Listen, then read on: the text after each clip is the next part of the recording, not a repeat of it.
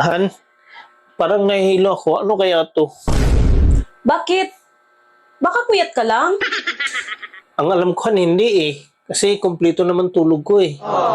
Baka mahilig kang kumain ng turo-turo sa labas. Kaya ganyan. Isipin mong mabuti kung saan ka nakakain ng turo-turo sa labas.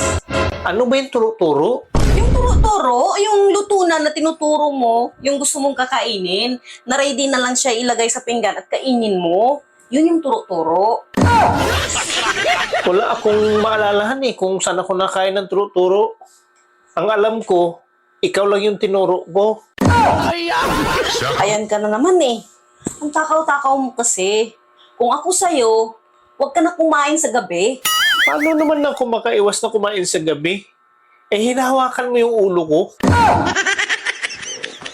Alam mo, kung ako sa'yo, iwasan mo lang kumain ng mga matataba. Kasi alam ko, kolesterol yan. Eh, paano naman maiwasan yun? Eh, hindi ka naman nagda-diet. Ikaw, kanina ka pa ha? Kung natatabaan ka, ba't mo kinain?